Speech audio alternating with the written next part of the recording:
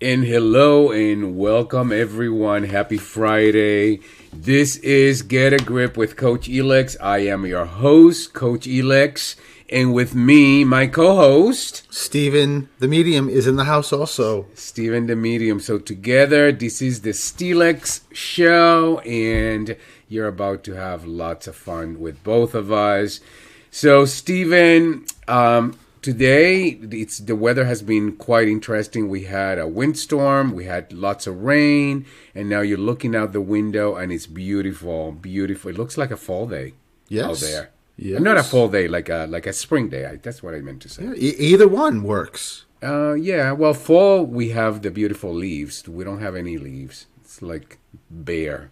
But nevertheless, the sun is shining and it looks absolutely gorgeous. So I'm happy for that. So how are you doing? How you doing? I'm doing really well. Very, very well. Busy, but well. We just came out of an amazing weekend in New York City. We went there for Valentine's, and I surprised Steven with an awesome weekend and a dinner reservation at One by Land and Two by Sea, right? Absolutely, which was incredible. It was amazing. It's rated top 5 in the world as one of the most romantic restaurants, and it really did. It far exceeded my expectations.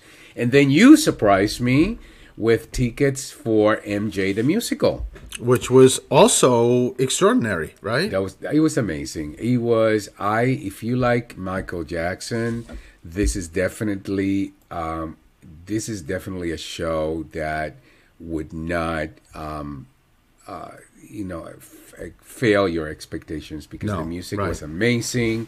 The talent was incredible, and like I said to you, Steven, I almost felt as if we were just at a Michael Jackson concert. It was just that good. And every performer, because they had Michael as a little boy, then Michael as an adolescent, and then Michael as an adult, and the adult looked like you were looking at Michael Jackson. I mean, you just did. And the other two was the same. You know, when you think of like the Jackson 5, that entertainer looked just like he looked. It was incredible. It was incredible. It really was incredible. And so it was an amazing weekend. We had wonderful weather. Same as here. I mean, it was beautiful. Was it Friday and Saturday? And then all of a sudden Sunday, it was like winter wonderland again. Yeah, we went from summer to winter, it felt like. It was absolutely amazing. So and we took the Azela also, which is a delight, because I used to drive all the time, and that was just a nightmare driving. The traffic is horrendous. And then I discovered the Azela, and I cannot begin to tell you how freaking amazing it is to sit on that Azela and just in 3 hours, a little over, like what, 3 hours and 15 minutes, if that? No, actually going there was even less. It wasn't 3 hours. It was like 2:50, and coming back was, I think, 3:10.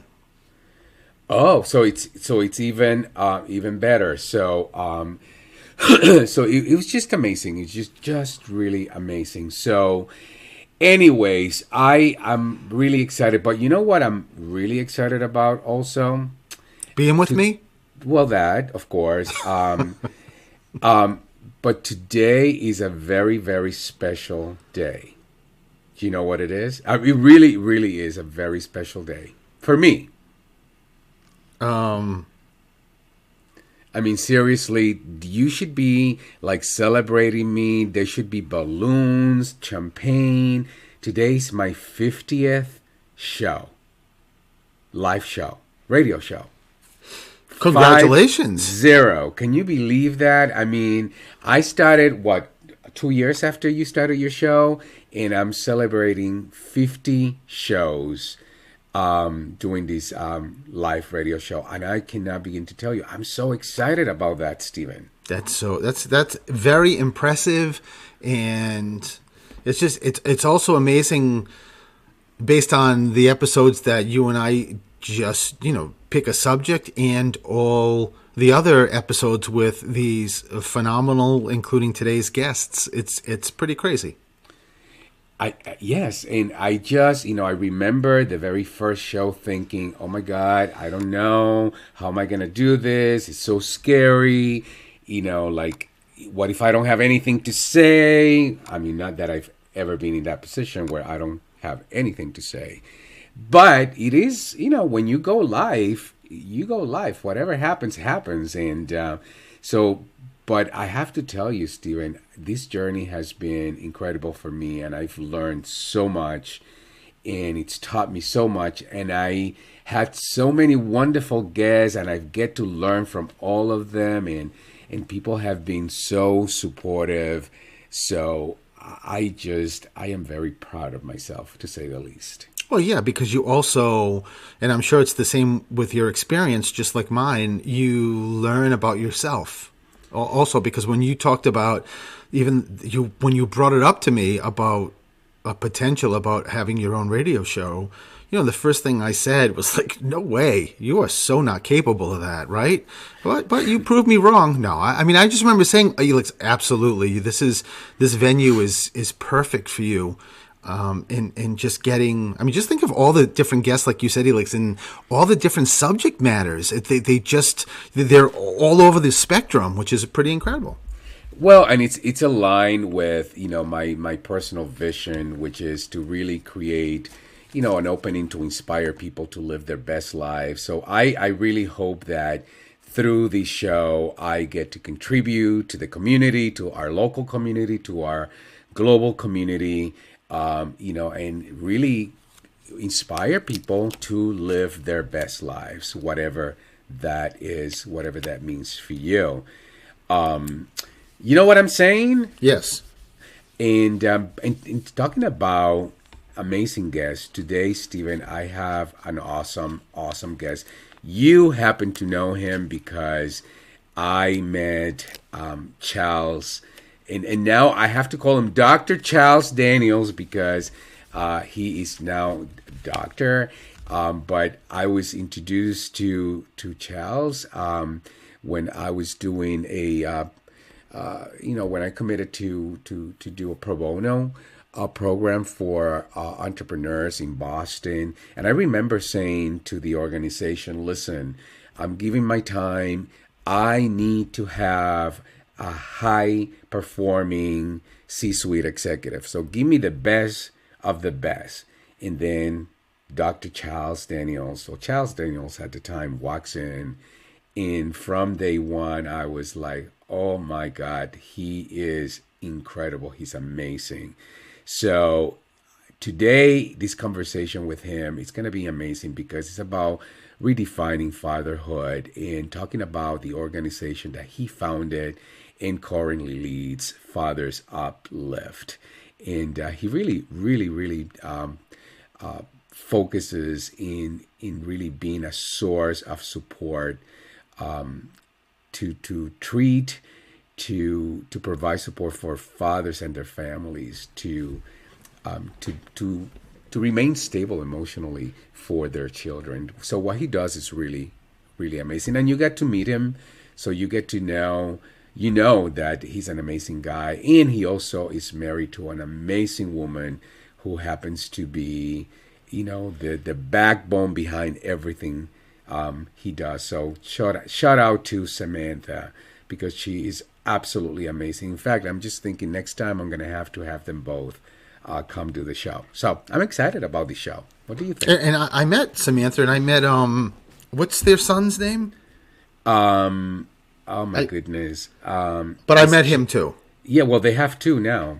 So yeah, no. I mean, when we went to dinner, when I think I already met Charles anyway. But when we went to dinner, they only had the one. I think at that stage. Yeah, and the name is at the tip of my tongue because I know it's Charles' middle name. I think it is. Isn't it a C or a K? Like, oh, I don't know. I don't know. Well, Charles will tell us. Charles is gonna tell us. So listen, I'm inviting all of you to really listen to this conversation. Today is really a conversation that you do not want to miss.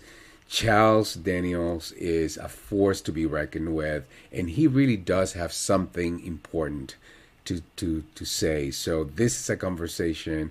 We're going to talk about redefining fatherhood. We're going to talk about subjects that are impacting the Black and brown communities, and what he's doing, his commitment to support fathers, that are single fathers, to support them to have an amazing relationship with their children. So what we're going to do is let's take a break. Clayton, isn't it Clayton? Clayton, yes. That's it. That's exactly it.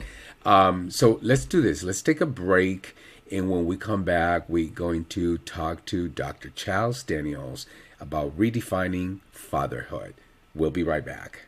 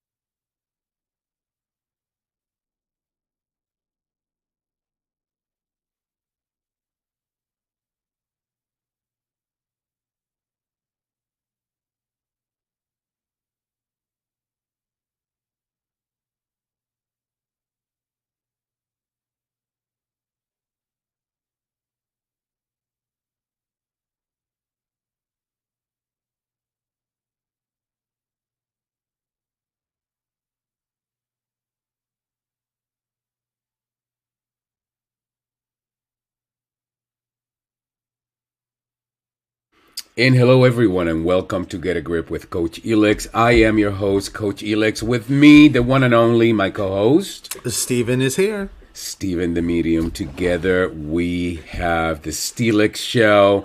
As I said earlier, we are celebrating our 50th show today, and I'm super excited. And I cannot imagine a better guest to help me celebrate 50 episodes, live episodes of my radio show, Get a Grip with Coach Elix.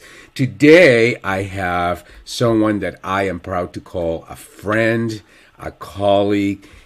We met because he was a client, and he is somebody that is living a life of inspiration. And welcome to Dr. Charles Daniels.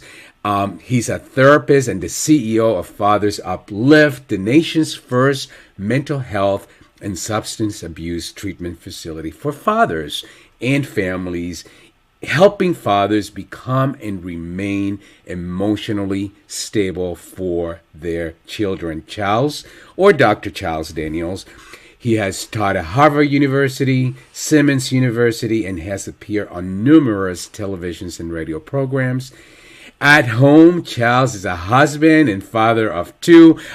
Stephen and I were just talking about Clayton. We can't remember your second child's name, but you're going to tell us that very soon. And of course, his wife, Samantha, who is the co-founder of Fathers Uplift and really the pillar behind the man, Dr. Charles Daniel. Welcome, Charles. Coach, hey. How are you? I am doing so well. It's so good to be here with you and Steven. Oh, my God. Hey, Charles. You get two for the price of one. Yes. I love So, it. so listen, Charles. The first things first. Stephen and I were just thinking about you, Samantha, of course, Clayton, because we got to meet him. But you recently had another child, right? Yes, yes. Samaya, And my daughter. Yes, Samaya. what? So it's Somalia, Samaya, yep. It's like Maya, Samaya. but we add the S-A to it. It's like a little flair. Oh, and so you now have a boy and a daughter. Yep, Oh, that's yep. amazing. That is amazing. So, Charles, I am so excited to have you here. I think this conversation today is an important conversation. When I was looking at some of the statistics, there are an estimated 9.35 million absent fathers in the US today. That's roughly 13% of all fathers. Because of this, millions of American children are growing up fatherless. And you are committed to doing something about it.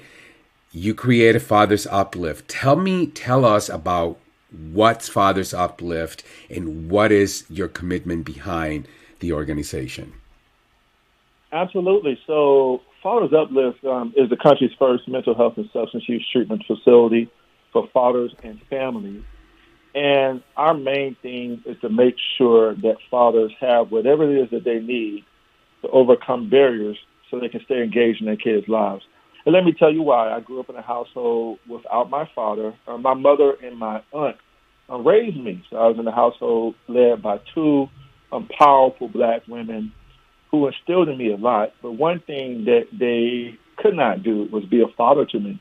So my mama went on her way to make sure that I was surrounded by a community of men at my church, Midway Missionary Baptist Church, where deacons and pastors contribute to my upbringing.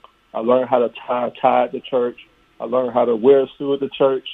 And, it's been very integral to my growth. But I'm also going to tell you that my father's absence was not my fault. And for a long time, when we look at the research of what happens when children do not have their fathers in their lives, substance use, incarceration, are more likely to be poverty-stricken, more likely to have issues in school. I fell into those categories because I blame myself for my father's actions. But here's the thing.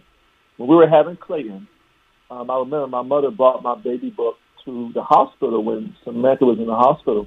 And as I was flipping through it, my wife had already delivered Clayton, and she was resting. And I was flipping through the book, just reflecting on the fact that I was a father. I found a picture in that book of my father holding me for the first time.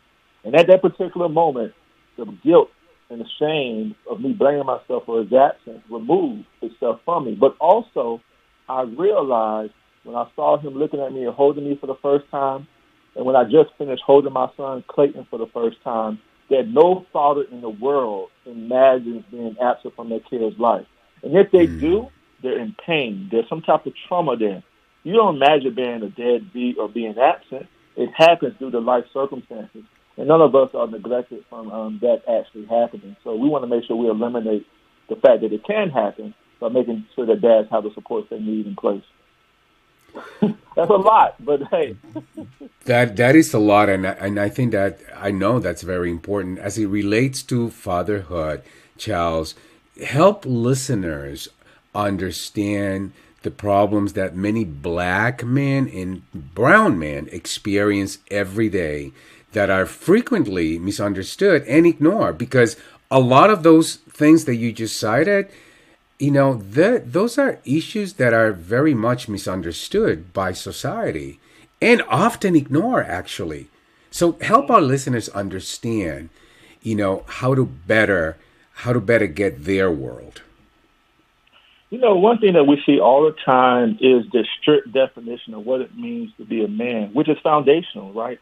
You begin learning how to navigate this world as a man at an early age. Either you get it from your father or you get it from the streets, right? And essentially, one common denominator between all of those is that men are supposed to be tough, strong, and do everything for everybody else, but they don't tell you how important it is to be something to yourself. We find that carries on into the fact when you get ready to have kids. For example, there's no doctor, doula, or nurse that has specialized skills and training in working with fathers, and especially men of color. I mean, data clearly shows us that when it comes to cultural competence, men of color, black and brown men, are more likely to receive support from someone who lacks cultural competence. So you're living in Mm. a world where society is telling you what to be. You're also living in a world where there isn't many providers that look like you or who understands your experience as a black and brown man. And not only that, you're dealing with racism and the effects that's connected to it, systemic oppression. So when we think about what that looks like on the outside and what we see every day, we see poverty, we see issues pertaining to depression and substance use, right? Because men feel trapped in a cage and unable to be everything that society wants them to be. We also see ridiculous child support payments. You know, the one common assumption when it comes to child support is that men don't want to pay, and they just want their children to suffer. But that's not the case. Oftentimes, child support payments are so high that men are unable to afford it. It wasn't a structure that was designed for black and brown men who do not have the means to be able to keep up with the payments. And also, if you don't make those payments, your license are taken away from you. Your ability to provide, right, is destroyed. And then at the end of the day, that further contributes to these mental health symptoms that you're experiencing. But I can tell you that racism and oppression is one of the major things, right? Black men are more likely to be killed by a police officer than any other race. I mean, Yes. black and brown men. So, I mean, this is a real severe issue for the men we work with. Yeah.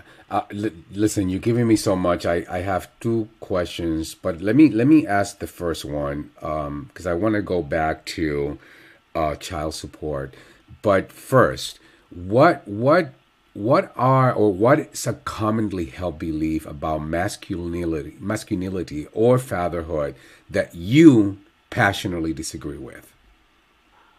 Wow. You know, I passionately disagree with this notion that men have to be everything to everybody. Mm, And what does that mean?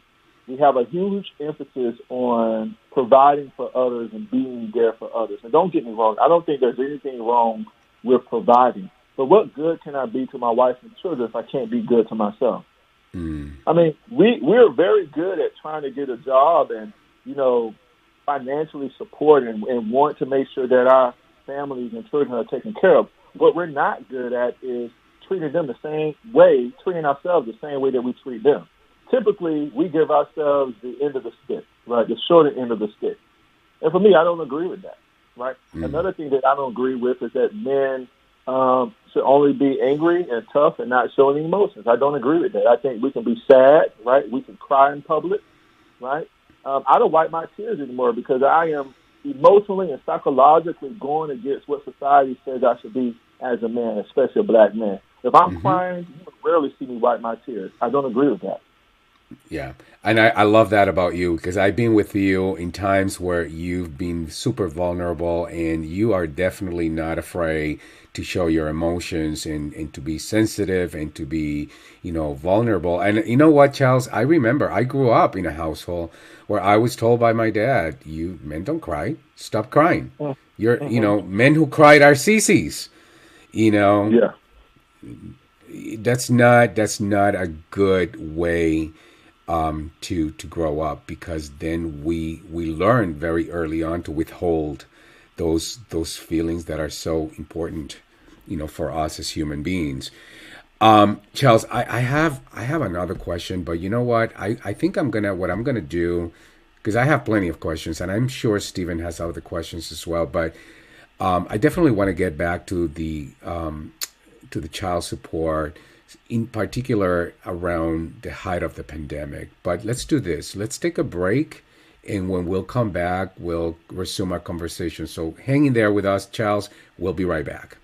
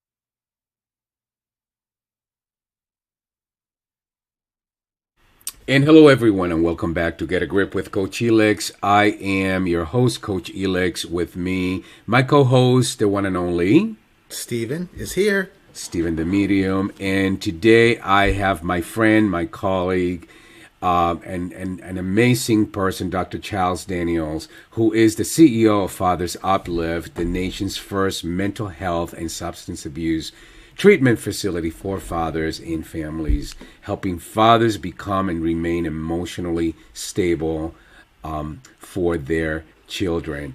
Charles, welcome back. During the height of the pandemic, any father who owned even a dime of child support was ineligible for any federal stimulus funding. That's outrageous, by the way. Outrageous. In essence, these men were experiencing the same crisis we all experience, but with significantly less support and resources for themselves and their families. What do we do about that, Charles? I was so saddened by that. Many of our men suffered by that to the extent that we had to partner with foundations to figure out how can we help aid them. And one big foundation in particular supported us with giving our dads a voucher to be able to support themselves in the midst of the pandemic. But I think what we do about that as a nation is that we have to change this whole notion about a father's work. There's more to us than just providing financially. But I think we've been taught to provide financially. But we don't really even know how to provide emotionally while we are providing financially, right? I think also there's a huge emphasis on, like I said before, being there for everybody. I think we have to change how we see men, and we also have to make sure that the systems we have in place to support the family are not created without the father, right? I mean, when you look at some of the statistics and reports that have been created in the past about systems that were designed to keep the father out of life, that's true. Many single mothers cannot get aid if the father is involved, right? If they're unable to afford it, right? Matter of fact, a lot of mothers have to protect us and lie to entities to make sure that they can have certain resources that the government provides, because if they said they had a father involved, they would not be able to take advantage of that resource. I mean, we have to just change this whole system altogether. Charles, one of my favorite quotes from you is, and I actually put this on my social media because it's just, it tells the world, what you're up to. You said we have to be open to understanding why fathers are absent instead of judging them and for being absent, because the reason matters. Why does it matter, Charles? I've always said that there is a reason for everything, right? I mean, there are so many hurt children, young and old, that are inferring certain messages about a situation because they have no understanding of what actually occurred and why their father is not in their life. I think the reason matters for the mental health of our children who are hurt because the fathers are absent. I think the reason matters because, yes, we have black and brown fathers that are doing very well, but there are fathers there who want to do well but don't have the support. And I think the want is very important. And I also think it's just human qualities to want to give back what you receive. None of us became successful by ourselves. So why is it that a father who's struggling to be everything that we want him to be, right, can't benefit from the same support we receive to get to where we are? I think sometimes we get so successful to get where we come from. And I think there's so many fathers out there that want to be everything that their children want them to be. They want to be present. They want to feel like they want their children to know that they love them and care about them. All of that is important. And like I said before, no father wakes up when they're a child and say, I'm going to be a father one day, right? And I'm going to be absent. I'm going to be gone. Like, who does that? I don't know a father who's ever done that. So, I'm not going to be involved in my kid's life. Nobody does that. Reason is important. Yeah, that is so true.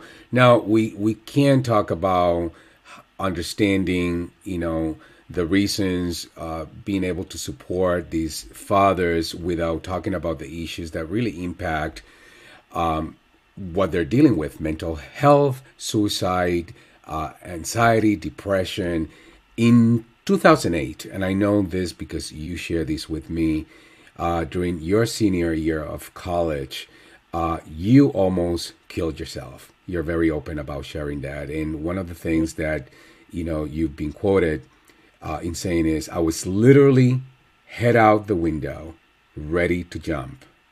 I had to convince myself that this world would be better off without me. You had to convince yourself that this world would be better off without you. How do you use that experience to serve, to be an agent of change for fathers who are dealing with that same conversation, Charles?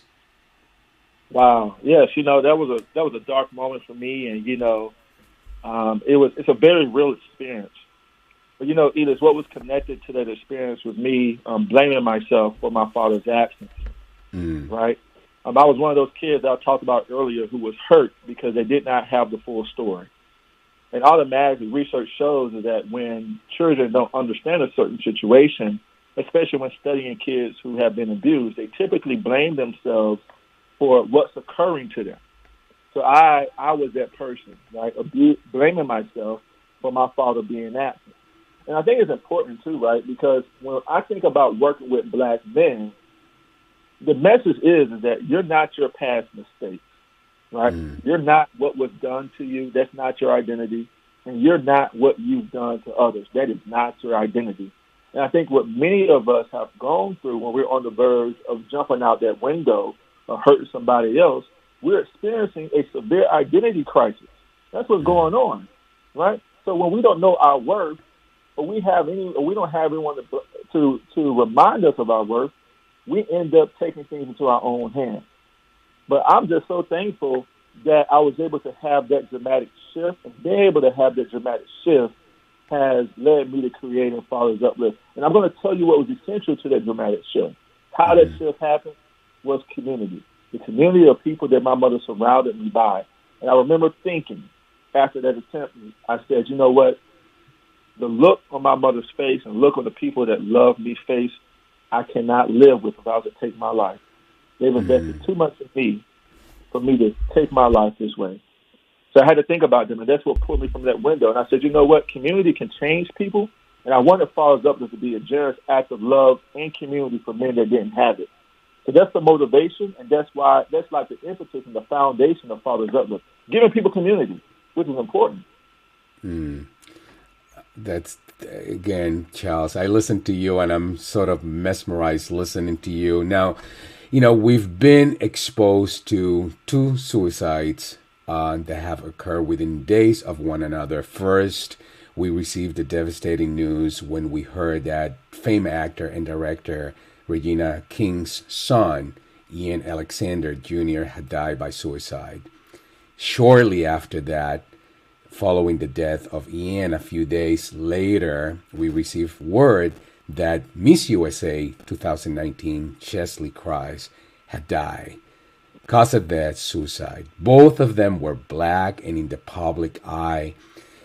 Both of them, and I speak, because Stephen and I follow the Miss USA and Miss Universe pageants. Chesley, she had it all. That's what people say. But she had it all, right? How could she commit suicide? These recent events, including the stress from the pandemic, have hit us all very hard in many ways. We're all feeling something, whether it's anxiety, depression, stress, or sadness.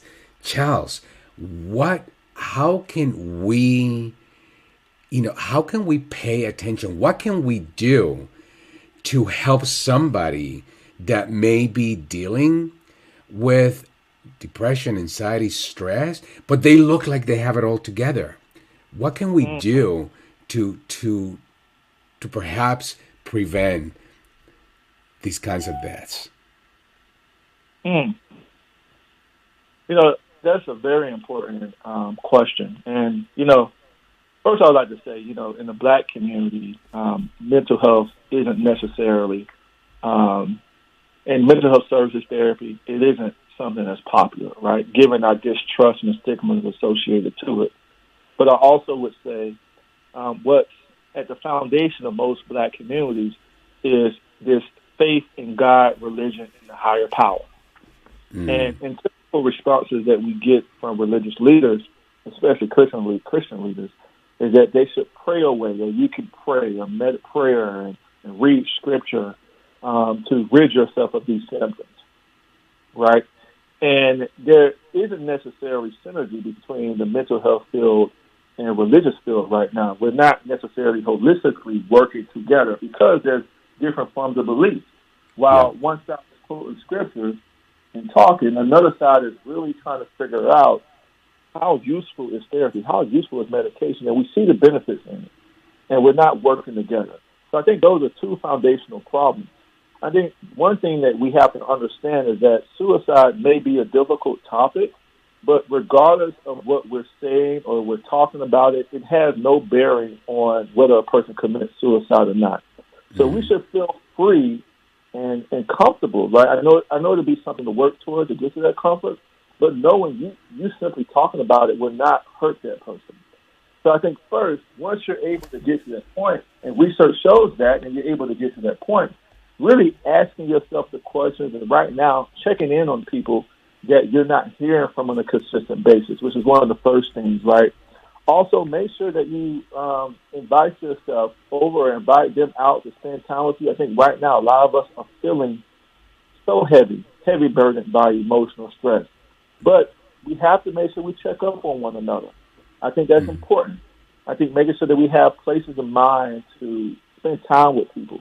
Also have questions that we can ask to check in on people. And I would say the last piece is right now we all need to have a toolkit. We need to know the resources that are available to people that are considering that, right? We have resources from SAMHSA. They have a referral line. We have various suicide prevention networks and organizations that offer trainings and resources and organizations to aid people who's considering suicide. So I think another thing which is very foundational to this question is that we have to understand that mental illness, suicide, homicide thoughts are natural, a part of living, right? And once we understand that it's natural and accept that it's natural, we will encourage it and embrace it the same way that we embrace other things in our society. I would actually stop there because there's so much to that question, Coach. I really love that question. But it's an important question. I know Stephen has a question or a comment. Stephen, go ahead. So, Charles, I love listening to everything you're giving and everything that people are hearing. And, you know, I'm not sure if I ever told you that at 8 years old, I lost my dad from suicide. So, you know, I've experienced a lot of things that you have mentioned, and being a juvenile court attorney since 2003 for many years, I've seen it all. And, you know, one of the things that when you talk about your organization and what you're doing, it's mind-blowing to me, because in all the years I've been in juvenile court, I've never heard, and I have dealt with Catholic charities and tons of services, you know, working with DCF, well, DSS when it was DSS, now DCF, and all of that. I've never heard of any organizations that focus on the dad. And I got to be honest, I mean, of all the years I've been in juvenile court, I clearly, for me, over 50% of the time when kids come in with their parents, it's mom. It's over 50% that I don't see the father. Not saying that maybe in cases that the mom and dad may agree that only one parent has to work and just the mom comes in. But I've also seen in court, I know like there's a base for all the calculations for child support, and there's guidelines, but each judge can change that guideline based on what they hear. And I think there's been, as I think you didn't say this, but what I got from you is that there's been a bias with the dads. It's that it's almost like I think a lot of these judges and great judges just so many times don't see the dad. So then when they do see a dad, they're bringing the baggage of the cases that the dads weren't there. And I will tell you that I'm going to ask you a quick question, but I just will say quickly that I remember I was doing a case and I was speaking to this attorney. I was representing, there was two kids and I was actually representing both. They were twins. And I remember speaking to the dad's attorney, and I remember saying to her, "Is he coming?" And she said, "I don't know." And I said, "What do you mean you don't know? Is he not responding?" Well, this is an interim hearing. Ultimately, she didn't send a notice. The court didn't send a notice. She didn't send a notice. The dad didn't even know. And I think, again, there's a lot of attorneys, great attorneys, but there's some attorneys that just, well, it's always the mom, it's always the mom, it's always the mom. And the dads, even these great dads, black, white, brown, whichever, because I deal with indigent families. They just get the raw deal, and they're good dads. But my question, Charles, is that, is your organization, does it work with a geographic limitation, or like me in Brockton, is that something that I can reach out to, I can refer to? Charles, do me a favor. Let's take a break because we need to take a break. Charles, hold on to that answer. Okay. And when we'll come back, you take over. We'll be right back. Sounds good.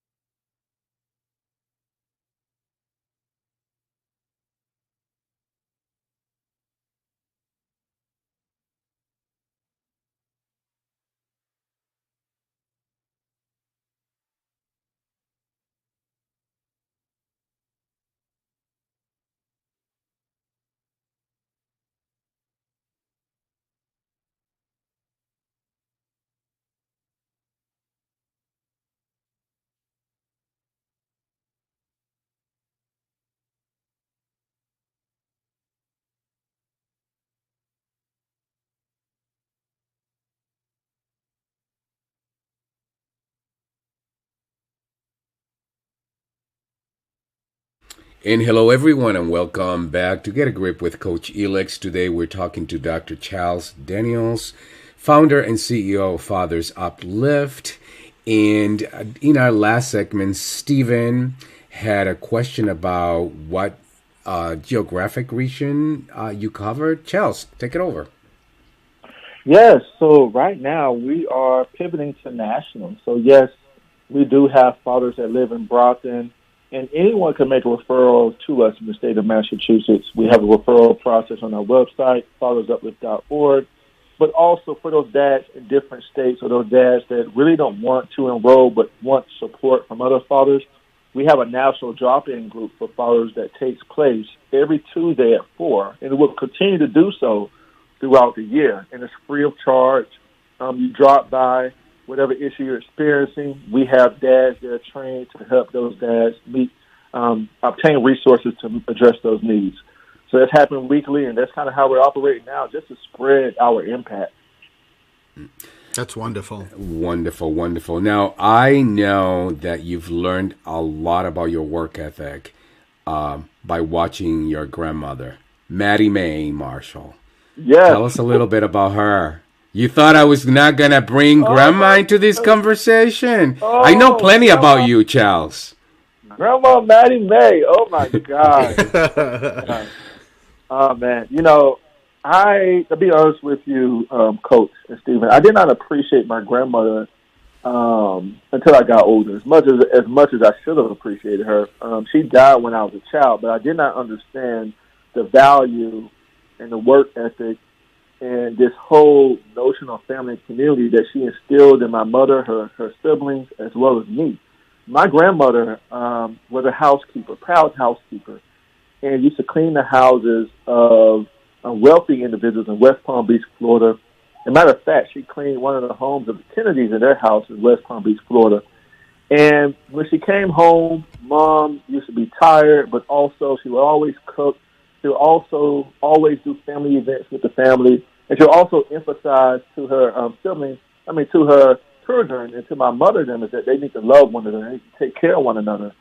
And I never really understood why she emphasized the importance of that bond until now. Today, my aunt, my mother, their siblings, and their kids, we have a close bond that's unbreakable. And to be honest with you, my grandmother's work ethic and her emphasis on family has really contributed to my success as well as to that strong relationship that my family has. She's a beacon of hope. And, one thing that I learned from her is that you may not see the benefits or the fruits of your labor when you're living, right? Or you may not see it when you're in the moment and you're working on a day-to-day basis, man. But listen, legacy is very important. My grandmother left a wonderful legacy. And somebody has to make those sacrifices for you to get where you are. And she was that person. Grandma made a lot of sacrifices. I just think about her cleaning toilets and cleaning bookcases, right? And coming home and still being emotionally available to her children and to her grandchildren. Let me tell you, grandma's my motivation. So thank you for asking me about her, because she's really very foundational to who I am today. Well, let's talk about legacy, because I know that you have a big vision, what fuels your everyday actions. What's the legacy you want to leave behind, Charles? What fuels what you do? What I want to leave for my kids and just for the world is that, your pain can be your greatest gift. And for me, it's simple, right? I think we often shy away from the painful emotions and the difficult emotions. But I look at emotions similarly to a kid trying to touch the stove and they burn their finger for the first time. They'll feel it initially, but eventually it goes away, right? It goes away. And maybe you get burned again, you'll feel it again. But that's how emotions are. But I also believe when it comes to difficult emotions like anger, sadness, I think there's a gift underneath all of that. So when that pain dissipates, if you tune in closer, you'll see the beauty there. And for me, that shaped my life. And that's a legacy that I want to leave. I want my kids to say, you know what, my dad managed to turn anger, doubt, and shame into a movement that was impactful and changed the lives of many. And I think anyone can do that with emotions that they don't want in the moment. I think there's a lesson there. Wow. That certainly is a lesson. It's amazing, Charles. Again, I know so much about you, yet I listened to you. It's almost like listening to you for the first time. Now, earlier you talked about everyone should have a toolbox, right, that we can, have available to us. What's the one tool that you always carry in your toolbox, no matter what project, no matter what circumstances you're dealing with? Well, it's a tool you get. It's a tool you gave me and you helped me work on. And I'm going to tell you what it is. It's my vision statement. Come on, let me tell you about that vision statement. That vision statement, like how it's written, when you can write what your vision is as if it's happening right now, man, when you get down, when you start to experience doubt, when you want to give up, you pull out that vision statement, it's just like a shot of energy in your bones. I don't go anywhere without my vision statement. That's the one tool I have that I keep with me everywhere I go. Awesome. And I often tell people, listen, when you have a vision for something, you don't qualify it. It's not a vision only when things are working out. It's not a vision only when things are going your way or when you like this person or that person. It's a vision, period. You got to stand for that no matter what the circumstances are. And clearly, that's how you make a movement. That's how you're making the impact that you're making in these men who clearly have been taken for granted for many, many, many years. Now, Charles, I know that you've written a couple of books, and I know you're in the midst of writing your third book. If not, I don't know whether it's complete or not, but tell us about your books and where can people find them? Yes. So my third book is out, which we will begin promoting soon. It's called Therapy for Teens. And one of the gifts that I want to give to the world is an introduction to therapy, especially for men, right, that have some healing that they want to engage in, but they don't know where to start. So they can find it on Amazon. They can find it at Barnes and Nobles. It's everywhere where books are sold, right? There's also a workbook that we've created that's connected to that, which will be released next week.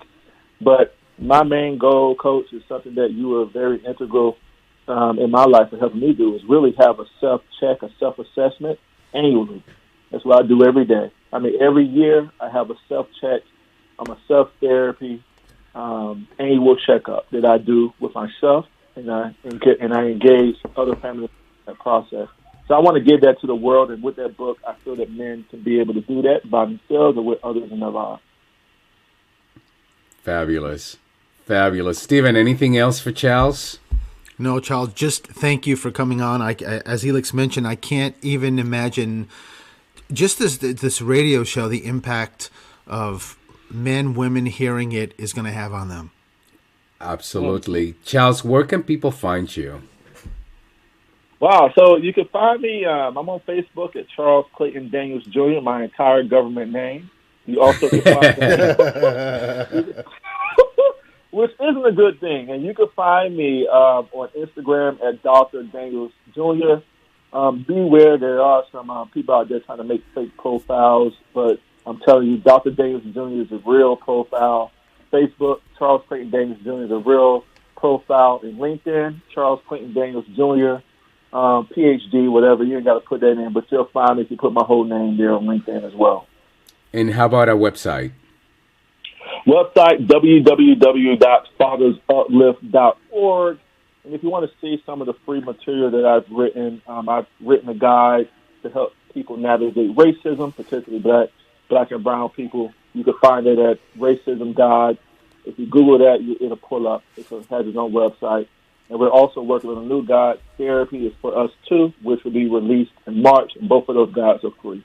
So look out for that. You can find it on LinkedIn. Fabulous. Charles, I know that listeners are inspired by everywhere you share with them, as you know I was, and I know Stephen was. Thank you for sharing your time, your attention with us so generously. And next time, I am extending an invitation for you and Samantha, because she's got plenty to say too, and I can't wait to get caught up with what she's up to. All right. Thank you, Coach. Thank you, Steve. It was nice to chat. Give Samantha a big hug from us.